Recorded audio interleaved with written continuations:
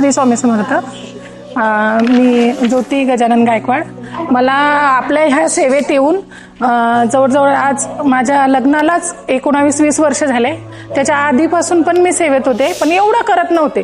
जसं आता दादांनी सांगितलं 3 अध्याय 11 माळी करणं हे गरजेचं आहे, कारण त्यातूनच आपले अर्धे प्रश्न सुटत असतात. एक 4-5 वर्षापूर्वी कोविडच्या काळामध्ये असं झालं होतं, माझ्या मिस्टरांचा एक हात अचानक दुखायला लागला आणि रिपोर्टमध्ये पूर्ण नॉर्मल येत होतं. रिपोर्ट डॉक्टरांचे काहीच नव्हतं रिपोर्टमध्ये, पण त्यांना काय झालं होतं तेच कळत नव्हतं. तर आज त्यांच्यावर म्हणजे खूप मोठं संकट आलेलं होतं आणि त्यांचा हात कसा आपोआप बरा झाला मला ते पण नाही माहिती. मी फक्त इथं केंद्रात यायची आणि आपण जसं बोलतो तसं महाराजांना बोलायची की माझं काही चुकतंय का सेवेमध्ये, मला सांगा.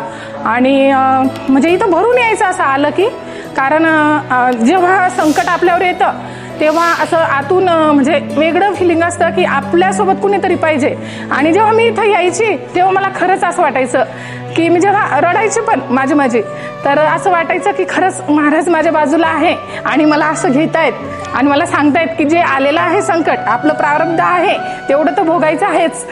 तर ते जवळजवळ 3 वर्ष सरांचं दुखलं. आधी उजवा हात, मग नंतर डावा हात, आणि आत्ता पण 4 महिन्यापूर्वी तसंच झालं होतं त्यांना.